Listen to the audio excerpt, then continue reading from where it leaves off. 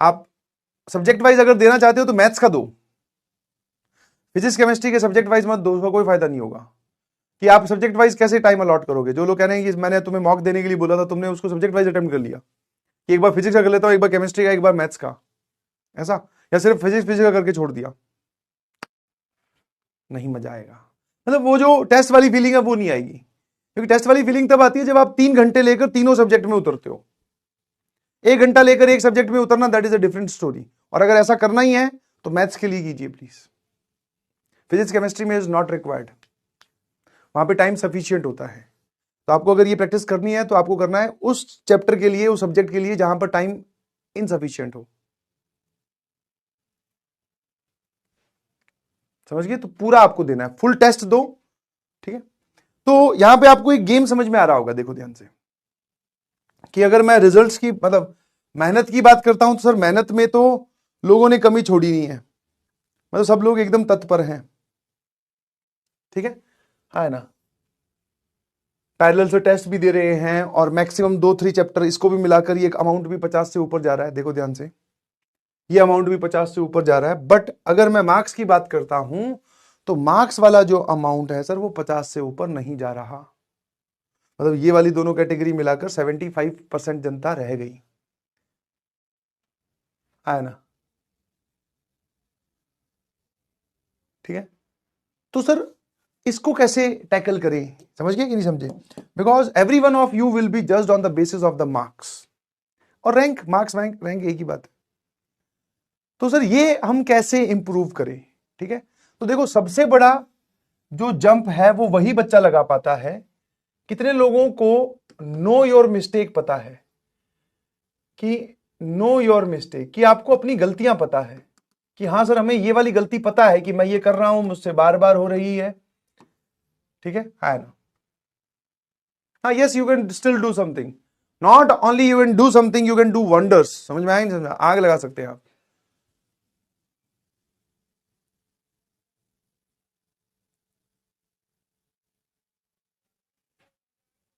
ठीक है, इस मूवमेंट पे इतना मोटिवेट करने के बाद में और इतना सीरियस सिचुएशन आने के बाद में जो सबसे बड़ी गलती निकल के आती है मेजरली, वो होती है sir negative marking, negative marks. Sir मतलब गलत ज्यादा हो गए सर हमारे, समझ गए कि नहीं समझे? गलत ज्यादा हो गए कि अगर मैं डी कोड, और भी कारण हो सकते हैं, किसी ने रिवीजन नहीं किया तो मैं उसको अब नहीं कुछ बोलने वाला भाई। अब कोई बोल रहा सर मेरा रिवीजन ही कंप्लीट नहीं है, उस टेस्ट में 5 चैप्टर आ रहे थे, मैं तो पढ़ के ही नहीं गया, तो वो सब कहानी अब खत्म हो चुकी है, उनका कोई अस्तित्व बचता नहीं। तो मैं उन लोगों से बात करना चाह रहा हूं जो लगे हुए हैं, मेहनत अपनी डाल रहे हैं और कंसिस्टेंट एफर्ट्स के साथ लगे हुए हैं, सिंसियर एफर्ट के साथ लगे हुए हैं, अपने आप में एक बदलाव ला चुके हैं कि सर पहले जो हुआ सो हुआ, बट मुझे अब कहानी समझ में आने लगी है, मैं मेहनत कर रहा हूं या कर रही हूं। मैं उन लोगों से बात करना चाह रहा हूं। समझ गए कि नहीं समझे? सर हमारे मार्क्स बड़े ज्यादा कट जाते हैं, समझ में आया कि नहीं समझ में? अब मार्क्स कट जाते हैं तो है ना, इसमें एक एवरेज आप देखोगे तो आपके हर टेस्ट में शायद एवरेज, अगर मैं बोलूं एवरेज, आप बोल सकते हो कि सर हम 15 से लेकर 30 मार्क्स, मतलब इसके बीच में ही आपके लाई करते होंगे कि 15 से लेकर 30 मार्क्स हमारे गए, कि मतलब जितने हम सोच रहे थे हमारे, मान लो 75 मार्क्स या 100 नंबर आने थे, तो सर उसमें से 30 कम कर दो, 100 का करके आए 30 कम कर दो, सर हमारे 70 ही आए। तो ये जो आपके इस एरिया में इतना जो नेगेटिव मार्क्स हो रहे हैं, अब इनको हाउ टू कंट्रोल, सर इनको कैसे कंट्रोल करें? ठीक है, अब देखो ये एक बहुत ही, हाँ किसी के हो सकते हैं 15, किसी के हो सकते हैं 10 भी हो, किसी के हो सकते हैं 20 हो, किसी के 25 हो, है ना। अब इसको कंट्रोल कैसे करें सर? तो आप जब इस गेम को या कहानी को ध्यान से समझोगे तो कंट्रोल आप ही कर सकते हैं।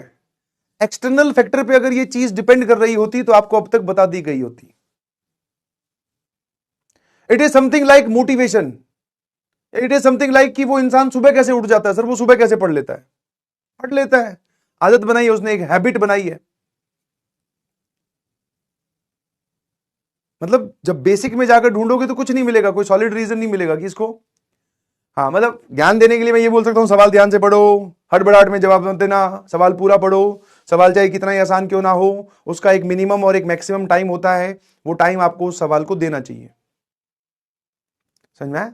मिनिमम और एक मैक्सिमम टाइम आता है। मतलब एक अनरियलिस्टिक एग्जांपल लेता हूं कि अगर पेपर में सवाल आता है कि 2+2 बराबर क्या होता है, तो जब ये सवाल पेपर में डाला गया है तो मतलब इसका एक टाइम डाला गया है कि ये सवाल इतने टाइम में होगा, तभी एवरेज आउट किया गया ना कि भाई इतने सारे क्वेश्चंस इतने टाइम में हो जाने चाहिए उस हिसाब से। तो मतलब वो 2+2 बराबर क्या होगा, इस सवाल का भी मिनिमम टाइम डाला गया है। अब तुम भाई 2+2 बराबर 4 होगा, ऑप्शन 4 टिक कर दिया, आंसर 4 आना था बट ऑप्शन 4 टिक कर दिया। दैट मींस आप क्या है वो आसान सवाल देखकर खुश ज्यादा होगे, एक्साइटमेंट। फिर से 2 सवाल नहीं हुए, बिलो, क्योंकि 2 नहीं हुए उसके बाद में तीसरा हो गया, तो 2 ना होने के बाद में अगर तीसरा होता है तो उस तीसरे सवाल में आपकी एसिलेशन ज्यादा होती है। वेलोसिटी का तो मुझे नहीं पता, बट तुम्हारी एसिलेशन, इनर फोर्स तुम बहुत लगाते हो। बोले भाई इसको तो रगड़ना ही रगड़ना है, कुछ भी हो जाए इसका तो जवाब गलत नहीं हो सकता, 2 हमारे रह गए, कैरियर तबाह हो जाएगा, रैंक नहीं आएगी, ये नहीं आएगी। ये सब थॉट साइड में रख के जाइए प्लीज। समझ में आया? पहले से ही एक्सेप्ट कर लो कि सब कुछ तबाही है, हमें उसमें से कुछ बढ़िया निकाल के लाना है। ठीक है? समझे कि नहीं समझे? क्या मेरी बात समझ पा रहे हो? तो ये जब तो थॉट है कि क्या होगा क्या नहीं होगा, जो कि बहुत जल्दी, जैसे ही आप पेपर में टाइमर चालू हुआ ना, उसके बाद में हड़बड़ाहट वाला सीन सबके साथ है, सबके साथ, कोई भी रिलैक्स नहीं रह पाता। अब उस सिचुएशन में जो रिलैक्स रह गया कि भाई मैं मैथ्स में 10 करता हूं, मेरे तो 5 गलत हो जाते हैं, अरे भाई 7 ही कर, तसल्ली से कर। समझे कि नहीं समझे? ये सब बातें आपको पेपर में कौन समझा सकता है? आप खुद, क्योंकि पेपर में आपके पास और कोई नहीं आएगा, और आप अपने आप को बहुत अच्छे से जानते हो। और नहीं भी जानते हो तो पिछले जितने टेस्ट दिए हैं, 10 टेस्ट दिए हैं, 20 टेस्ट दिए हैं, उनका एक्सपीरियंस एक बार अपने दिमाग में रिकॉल करने की कोशिश करो कि हाँ सर, कि जब हम हड़बड़ाहट में होते हैं तो हमारा टेस्ट बेकार जाता ही जाता है, चाहे आपको कितना ही क्यों ना आता हो। ऐसे आपने एक लैंग्वेज सुनी होगी ना, कहानी सुनी होगी कि test is all about the test आपका नॉलेज नहीं चेक करता, आपकी टेम्परामेंट चेक करता है कि आप सिचुएशन से कैसे डील करते हो, कैसे लड़ते हो। तो सिचुएशन से सबसे बढ़िया तरीके से रखी जाती है शांत दिमाग से। ठीक है? पेपर के अंदर हो, लग रहा है हड़बड़ाहट है, टेक ए ब्रेक, पानी पी के आओ, वॉशरूम जाके आओ, और जब उस दौरान पूरा जा रहे होंगे तो अपने आप को यही समझाओ कि भाई नेगेटिव नहीं करने हैं। ठीक है? कम कर लेंगे बट सही करने हैं। ठीक है? हड़बड़ाहट में नहीं आना है। कोई सवाल वहां पर दिख जाए जो आपने ऑलरेडी क्वेश्चंस क्लास में किया है या टेस्ट में किया है रिसेंटली, या PYQs का ये as it is ditto copy आ गया, सीट पे उछल नहीं जाना है। एक बार उस सवाल को फिर से पढ़ना है कि उसका जो मिनिमम टाइम अलॉट हुआ है वो तो दे उसको, कि भाई इसके लिए 30 सेकंड रखे, 30 सेकंड तो दे, या 1 मिनट रखा है तो मिनिमम टाइम हर सवाल का 1 मिनट होता है भाई। उससे पहले आप टिक कर रहे हो तो एक बार उसको रीवेरीफाई कर लो। अपने आप का खुद ध्यान रखो, अपने आप को कूल काम एंड कंपोज रखो। कहीं पे अटक जाते हो, सिचुएशन बदल दीजिए। ठीक है? जितने बच्चों से मैं मिला हूं, अभी कोटा भी गया था, वहां पे भी मैं मिला था बहुत सारे बच्चों से, यही कहानी थी, इसी को लेकर जूझ रहे हैं सर। मार्क्स जो है वो स्टैग्नेंट हो गए हैं, नेगेटिव में ज्यादा हो जा रहे हैं। मैंने कहा क्या है कारण? तो कारण यही पता चला कि सर कुछ और पढ़ते हैं, कुछ और समझ में आता है, और फिर हम उसको क्या है, अभी तुमने क्या बहुत सारे सवालों से गो थ्रू कर रहे हो, समझ गए? रिवीजन कर रहे हो क्लास 11th की, 12th की, तो तुम्हारे सामने बहुत सारे सवाल आ रहे हैं, कुछ सॉल्व हो रहे हैं, कुछ नहीं हो रहे। अब तुम्हारे सामने क्या होता है, जब पेपर में कोई सवाल आता है तो तुम या तो बिल्कुल ही ब्लैकआउट हो जाते हो कि सर ये तो पता ही नहीं पूछ क्या रहा है, तो वो हमारे लिए एक सेफ सिचुएशन है, कम से कम उसमें नेगेटिव तो नहीं करेंगे। अगर हमें थोड़ा बहुत भी वो सवाल की कुछ इज एम आर भी कहीं पे मिलता हुआ दिखा ना, हमें लगता है ये सवाल तो मैंने कर रखा है, पहले मिस जो हमारा पहला मैसेज है वही अंदर हमने गलत भेजा कि हमने तो ये कर रखा है। जब अंदर से एक बार मैं अपने आप को बोल दूं ना कि ये सवाल तो मेरा किया हुआ है, तो मेरी बॉडी फिर मुझे बोलेगी भाई जल्दी कर, किया हुआ ना तेरा ये, तो जल्दी कर, अब क्यों टाइम लगा रहा है। तो फर्स्ट मैसेज इज गलत। उसके बाद में दूसरा, अब जब हमने उस पर पेन चलाना स्टार्ट किया तब पता चला कि यार ये तो कोई नई चीज पूछ रहा है, या मैं तो वो फॉर्मूला मिस कर रहा हूं। अब एक तरफ से अंदर से तो पुश आ रहा है कि भाई कर इसको जल्दी, दूसरी तरफ से हमारा दिमाग रुका पड़ा है, ये नहीं समझ में आ रहा है इसमें फॉर्मूला कौन सा लगेगा, या जो लगेगा कैलकुलेशन एरर। समझ गए? तो वो मैसेज ही आप गलत भेज रहे हो अपने दिमाग को। सवाल जाओ, एक फ्रेश सवाल है, बोले rank of a word in a dictionary पूछा है, बोले ऐसे सवाल किए हैं, बट इसको मैं आराम से पढ़कर इसका जो टाइम है उस टाइम में इसको सॉल्व करूंगा। Shortest distance between skew lines का सवाल आया, खुश हो गए, अरे भाई ये तो कर रखा है, कर दूंगा फॉर्मूला ये होता है। अबे देख तो ले क्या पूछा है, मत भेजो ये अपने आप के अंदर सिग्नल की shortest distance between two skew lines का फॉर्मूला तो ऐसे चुटकियों में निकाल देता हूं। क्यों निकाल देता है चुटकियों में? किसने, कौन बजा रहा है चुटकी? कौन देखेगा?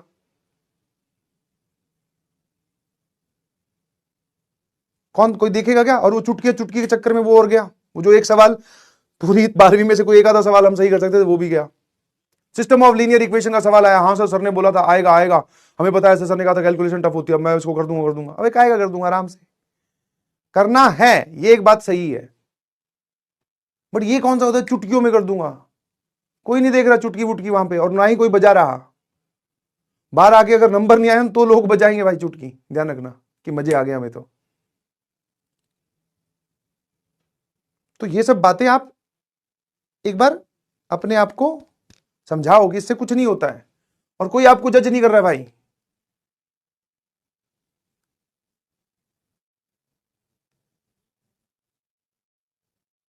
ठीक है, समझे कि नहीं समझे? तो इसलिए मैं आपको बोल रहा हूं तसल्ली से सवाल पढ़ के जाइए, हर सवाल का उसका मिनिमम और मैक्सिमम दोनों टाइम के बीच में आपको सॉल्व करना है। ऐसा नहीं एक सवाल पे लगे ही हुए हैं shortest distance between two skew lines का, हो सकता है कैलकुलेशन वाइज बहुत डिफिकल्ट सवाल आ जाए, और तुम भाई साहब वहां लगे हो, पसीने पहुंच रहे हो, 10 मिनट होगी, वो सर डिस्टेंस नहीं निकल रहा हमसे, छोड़ देना, आगे चल गया।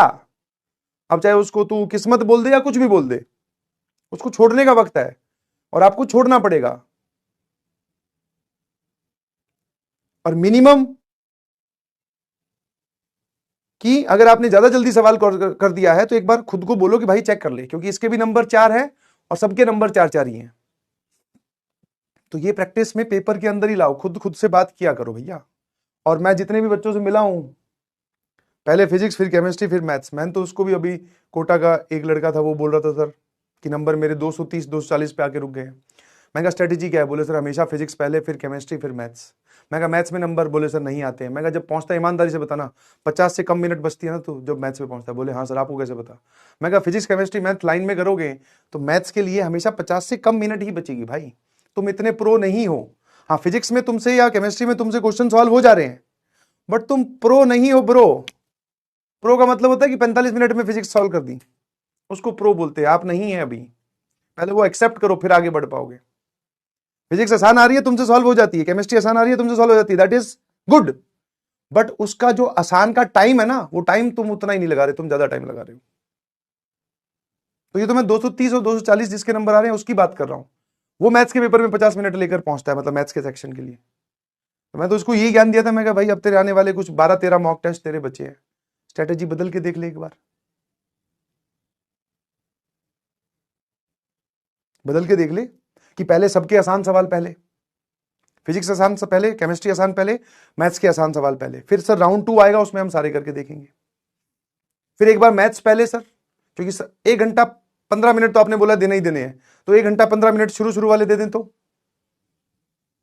और मान लो शुरू में हमने देना स्टार्ट किया बट हमें लगा कि यार ये बहुत मतलब टाइम कंज्यूमिंग है और मैं तो डिमोटिवेट हो रहा हूं, फिर चले जाओ फिजिक्स या केमिस्ट्री पे। तो जो ये डिफरेंट स्ट्रेटेजी अपनाता है उसको पता चल जाता है कि यार मेरे लिए कौन सी वर्किंग है, कि मैं किसमें बहुत अच्छा स्कोर कर पा रहा हूं। आपने एक ही स्ट्रेटेजी पकड़ के रगड़ रखा है काम, पहले फिजिक्स, तो that will not improve you at all. सबका यही है भाई, सबकी कहानी यही है कि किसी के पास मैथ्स के लिए टाइम बचता ही नहीं, और जो मैथ्स के लिए टाइम बचा गया, मैं तो तुम्हें कितने दिन से बोल रहा हूं ये बात, अब मुझे तो बोलना भी ऐसा लग रहा है कि मैं टाइम वेस्ट कर रहा हूं, इससे बड़े तो मैं कॉम्प्लेक्स नंबर ही पढ़ा लेता। ठीक है, तो ये जो आधे घंटे का सार मैंने आपको बताया है, आने वाले ये जो तुम्हारे अपकमिंग कितने मॉक टेस्ट हैं, करीबन 10 मॉक टेस्ट बचे हैं आपके, उसमें आप ये स्ट्रेटेजी लगाकर देखिए कि अपने आप को समझाना है, चुटकियों में सवाल नहीं सॉल्व करना है, चाहे वो फिजिक्स का हो, चाहे केमिस्ट्री का हो, चाहे मैथ्स का हो। सर ने बोला था कि हर एक सवाल का एक मिनिमम और एक मैक्सिमम टाइम होता है, उसके बीच में हमें उस सवाल को सॉल्व करना है। ठीक है, अगर आपकी कैलकुलेशन एरर ज्यादा हो रही है तो नंबर ऑफ क्वेश्चंस कम कर दीजिए, कि आप अगर मान लो मैथ्स में 25 सवाल करते हैं, आपके 10 गलत होते हैं, तो अब आप 15 ही करें या 20 ही करें, ठीक है, बट सही से करें। ठीक है, डिफरेंट स्ट्रेटेजीज अपना कर देखें इन आने वाले 10 टेस्ट में, जो आपको सबसे फ्रूटफुल लगे। मैं ये नहीं बोल रहा कि मैथ्स ही सबसे पहले करो भाई, मैं मैथ्स का टीचर हूं, नहीं, जो आपको लगे यार ये अंदर से फील आ जाएगी, बोले यार ये इस बार मैंने ठीक किया, ये ठीक था गुरु, कि पहले फिजिक्स, फिर केमिस्ट्री, फिर मैथ्स के सारे आसान आसान सवाल, फिर राउंड 2 में से सबको फिर लपेटा। करिए प्लीज, क्योंकि पेपर अटेम्प्टिंग स्ट्रेटेजी जिसको बोलते हो ना आप, वो यही सब है। और जो बच्चा इनको कमांड करना सीख गया वो नंबर ले आता है मैथ्स, फिजिक्स, केमिस्ट्री और मैथ, मतलब पूरे पेपर में, क्योंकि बाकी जनता एक लाइन से चलती है। उनके पास अपना एक फीट थपथपाने का कारण क्या है कि बोले मैंने फिजिक्स 25 आए थे 22 सही है भाई गए। बोले अच्छा। फिर केमिस्ट्री 25 आए थे 20 सही है भाई गए। अच्छा। बोले मैथ मैथ में तो यार 5 ही कर पाया। तो बस ठीक है, फिर ऐसे भाई बहुत सारे मिलेंगे पेपर एग्जामिनेशन सेंटर के बाहर, उनके साथ खड़ा हो जाना तू भी। बोले रैंक, बोले वो उस भाई की आई है। मैं तेरी, बोले सर वो तो पता नहीं कैसे, हमारी तो आई ही नहीं। Be ready for this. ये जो तुम्हारे वो एक फ्लॉन्ट करते हो ना, तो क्योंकि मैंने देखा है ये बच्चों को बोलते हुए 25 में से 22 सही हैं। अरे वो 22 किसी काम आ रहे हैं तो बता कि हाँ सर एक मेडल मिला, या फिर हमें उस एनआईटी में तो एडमिशन मिल ही गया सर, अगर हम इतने में से इतने सही कर दें तो। ठीक है, क्योंकि आप अगर 100 से नंबर कम स्कोर कर पा रहे हो, दैट मीन्स आपका 1 या 2 सब्जेक्ट पूरे पूरे उड़े हुए हैं, और जो बचा है उसमें भी आपको सिर्फ 1-2 चैप्टर ही आते हैं, क्योंकि 100 का मतलब हुआ कि 30 नंबर से तीनों में, उससे भी ज्यादा आप नहीं स्कोर कर पा रहे हैं। मैथ में तो 30 लाना बहुत बड़ी बात है। तो आपके कोई 2 चैप्टर या 2 सब्जेक्ट पूरे पूरे गायब है, तो जब ऐसी सिचुएशन में इंसान होता है तो उसको फोकस करना चाहिए सिर्फ इंपॉर्टेंट चीजों पर। इंपॉर्टेंट चीजें मतलब 100% क्वेश्चन आएगा टॉपिक्स टाइप, जैसे system of linear equations, system of linear equation determinant या क्रैमर रूल वाला, फिर एडजॉइंट की प्रॉपर्टीज आप बोल सकते हो। फिर जैसे जैसे चैप्टर में आगे बढ़ोगे, हर चैप्टर में आपको लिखवा रखा है। ठीक है, क्लास 11th की रिवीजन करवाइए तो भी वहां पे बताया। तो सिर्फ उन टॉपिक्स पे फोकस करो। उनमें से कोई टॉपिक अगर आपको नहीं आता है तो चाहे मंजिल से वीडियो देखो, चाहे आप यहां से बैच की वीडियो देखो, क्योंकि आपके पास फुल एक्सेस है, वो टॉपिक सीखो। जैसे आपको कोई दोस्त बोल दे तुम्हें आता है, मान लो shortest distance between two skew lines, आपका दोस्त बोले मुझे तो पता नहीं ये होता क्या है, तो उसको सीखने में अगर 1 दिन या 1 दिन का मतलब 4 घंटे भी लग रहे हैं तो वो लगाने चाहिए अब, क्योंकि आपको सिर्फ इंपॉर्टेंट टॉपिक्स ही अभी ध्यान देने चाहिए। ठीक है ना।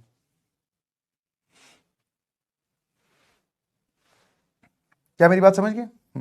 तो इनके लिए स्पेशल मैसेज ये है, केमिस्ट्री नहीं आती पर नंबर तो तुम्हारे मैथ में नहीं आते। कोई बात नहीं, कोई बात नहीं, आ जाएगी। ठीक है। और दूसरा मैं आपको एक चीज और बोल दूं, इमेज बना के मत जाइएगा पेपर में। इमेज बनाकर मतलब,